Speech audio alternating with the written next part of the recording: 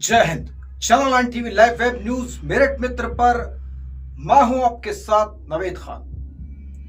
रात का तीसरा पहर मेरठ के मुंडाली क्षेत्र का अजराना गांव, जहां लोग अपने अपने घरों में चैन की नींद सो रहे थे, लेकिन उसी क्षेत्र में शमशान घाट पर कुछ और ही चल रहा था। एक तांत्रिक और उसका साथी आंखों में पागलपन और हाथों में राख का लेप जलती हुई चिता से निकाल रहा था किसी इंसान की खोपड़ी।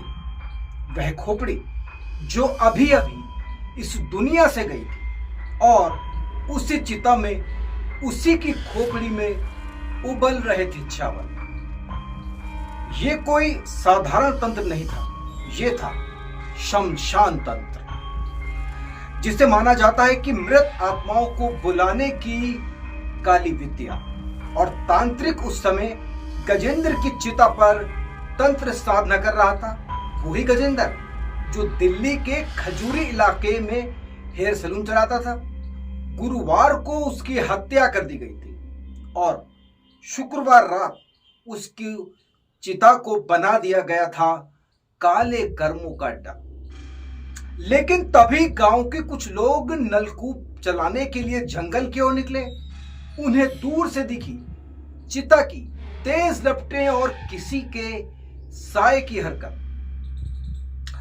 जब वे पास पहुंचे तो देखा कि तांत्रिक जलती चिता से शव के अध जले हिस्से निकाल रहा था और उसी आग में मंत्र पढ़ते पढ़ते हांडी में चावल भी पका रहा था। उन सभी की रूह कांप गई और उन्होंने भागकर गांव में चीखते हुए सूचना दी, शमशान पर कोई तंत्र क्रिया चल रही है, जागो। और कुछ ही मिनटों में सैकड़ों ग्रामीण शमशान की ओर दौड़े।